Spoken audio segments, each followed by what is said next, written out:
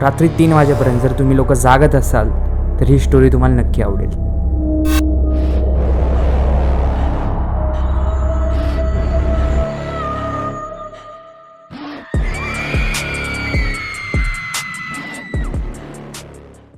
वळूयात आपल्या स्टोरीकडे, जी आहे रेडिटवरची. रेडिटवरती सॅम लिहितो की मागच्या उन्हाळ्यामध्ये मी एकदा गावी गेलो होतो. नेहमीप्रमाणे रात्री तो आपला फोन स्क्रोल करत होता आणि बघता बघता रात्रीचे 3 वाजले. त्याचं थोडंसं काम होतं म्हणून त्याने रात्री त्याचा लॅपटॉप उघडला. लॅपटॉप ओपन होताच त्याला त्याच्या बहिणीचा फोन आला आणि त्याने विचार केला की ही मला आत्ता का फोन करते आहे, म्हणजे रात्रीचे 3 वाजलेत. तो चकित झाला. ती इतक्या जवळ होती की तिने मला रूममधून जरी आवाज दिला असता तरी मी तो ऐकला असता. पण तिने कॉल का केला? कारण त्याची बहीण त्याच्या खालच्याच रूममध्ये राहत होती. ती सरळ त्याला आवाज देऊ शकली असती, पण तिने असं का केलं नाही, ह्याच विचारात असताना तिचा परत एकदा फोन आला. तो फोन उचलतच होता की तेवढ्यात त्याचा फोन कट झाला. मग तर तो अजूनच क्युरियस झाला की नक्की चालू आहे काय. साहजिकची गोष्ट आहे, एव्हाना त्याला कळालं होतं की आपल्या बहिणीचं आपल्याकडे काहीतरी काम आहे, कारण रात्री 3 वाजता ती फोन का करेल, साहजिकच गोष्ट आहे. सो ते पाहण्यासाठी तो तिच्या रूमकडे वळाला, जी की ती खालच्या मजल्यावर राहत होती. सॅम हळूहळू तिच्या दरवाजाकडे जातच होता की तेवढ्यात त्याला किंचाळण्याचा, ओरडण्याचा मोठा आवाज आला. अर्थातच तो आवाज त्याच्या बहिणीचा होता. ती मोठ्याने ओरडते की माझ्या रूममध्ये कोणीतरी आहे, माझ्या रूममध्ये कोणीतरी आहे. सॅमला काही कळतच नव्हतं की ही का ओरडते आहे. तो धावत जातो, दरवाजा उघडतो आणि त्याची बहीण त्याला येऊन मिठी मारते. सॅमने पूर्ण रूममध्ये पाहिलं पण त्याला कोणीच दिसलं नाही. त्याने त्याच्या बहिणीला शांत केलं की हे बघ, घाबरू नकोस, काही झालेलं नाही आहे, इथं कुणीच नाही आहे, साहजिक गोष्ट आहे, तू का घाबरतेस, रडू नकोस, नक्की सांग काय झाले. त्याची बहीण रडता रडता त्याला बोलते की मी गाढ झोपले होते, माझ्या पायावरती कोणाचा तरी स्पर्श होतोय किंवा सॅमला कळत नाही की कसं रिॲक्ट करावं. ती बोलते की मी डचकून जागे झाले आणि पाहिलं तर तिथं कोणीच नव्हतं. ती पाणी प्यायला उठते आणि घड्याळात बघते तर रात्रीचे 3:13 झाले. ती पाणी पिते आणि झोपण्यास जाते, पण तिला झोप काही येत नाही. अर्थातच आपल्याला आधी जाणवते की आपल्या पायावर कोणीतरी स्पर्श करते. तिला सतत हा भास होत होता की आपल्या रूममध्ये कोणीतरी आहे, कोणीतरी अशी व्यक्ती आहे की जी दिसत नाही आहे पण तिचा भास आपल्याला नक्की होतं. ती पुढे सांगते की मी झोपण्याचा प्रयत्न केला पण पुन्हा माझ्यासोबत तसंच झालं. जेव्हा ती बेडवर डचकून उठून बसते तेव्हा ती डावीकडे आणि उजवीकडे पाहते, तिला काहीच दिसत नाही. पण जेव्हा ती समोर बघते तर तिच्या चेहऱ्याच्या काही सेंटीमीटरवरतीच एक काळी विकृत सावली आहे, विद्रूप, खूपच भयंकर. ती मोठ्याने किंचाळतेच तेवढ्यात तिचा भाऊ म्हणजे सॅम दरवाजाच्या आतमध्ये येतो. सॅम हे सर्व ऐकून घेतो आणि तिला शांत करतो. सॅम पुढे बोलतो की मी फोनवरती स्क्रोल करत होतो तेवढ्यात तुझा फोन आला. मी म्हटलं की तू का फोन करतेस, मला कळतच नाही, कारण तू मला सहज आवाज देऊ शकली असती.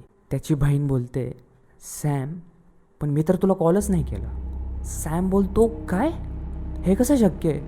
त्याची बहीण त्याला आपला कॉल लॉग दाखवते. सॅम पूर्ण कॉल लॉग चेक करतो पण त्याला त्या कॉल लॉगमध्ये तिने फोन केलेला अजिबात सापडत नाही.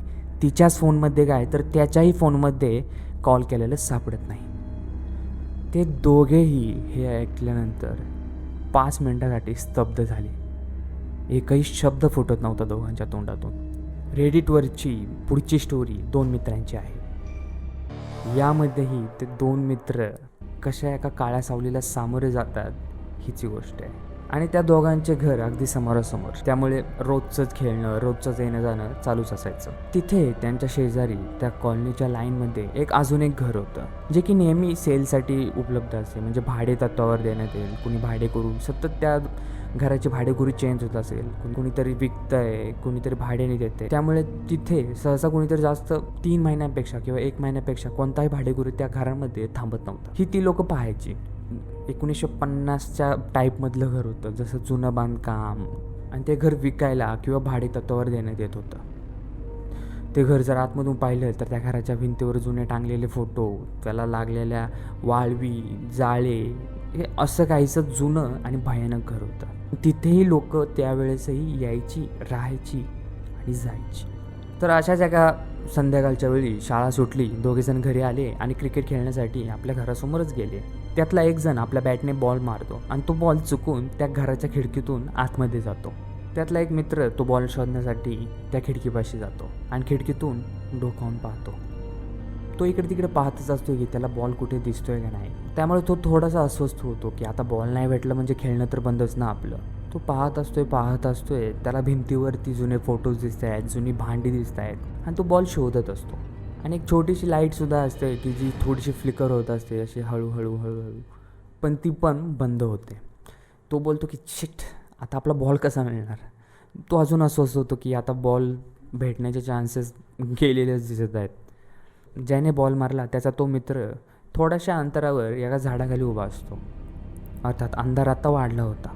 जो बॉल बघणारा मित्र आहे त्याला आता बॉल तर काही सापडत नाही. त्याला खुसफुसल्याचा आवाज येतो मागून. तो मागे वळून पाहतो. तो शॉक होतो.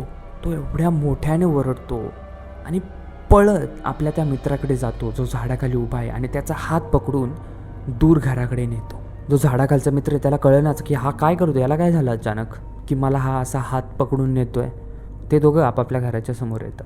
त्याच्या मित्राला घाम फुटलेला असतो.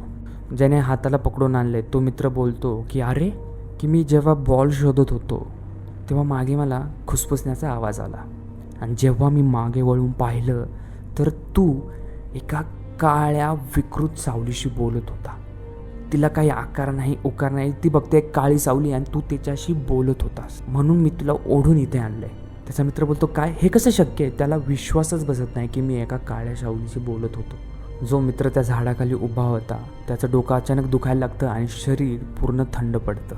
ते दोघेही इतके घाबरले होते. पुढचे 7 दिवस ते घराच्या बाहेरसुद्धा पडले नाहीत आणि अर्थातच शाळेत जाण्यासाठी येण्यासाठी तिथूनच जावे लागत होते. ते दोघे त्या घराकडे डुंकूनसुद्धा पाहत नव्हते कारण त्यांची हिंमतच होत नव्हती. पण त्या घराची स्वप्न त्यांना अजूनही रात्री कधी कधी पडतात. ह्या दोन्ही स्टोरी रेडिटवरती युजर्सने आपल्या पर्सनल एक्सपिरियन्समधून शेअर केलेल्या आहेत. अशा खूप साऱ्या हॉरर गोष्टी किंवा अनसॉल्व मिस्ट्रीज मी तुमच्यासाठी मराठीमध्ये घेऊन येणार आहे. हा माझा पहिला व्हिडिओ आहे, शेवटचा होऊन देऊ नका. लाईक, शेअर आणि सबस्क्राईब करा. आणि एक टिप, रात्री 3 वाजेपर्यंत जागू नका. Peace out.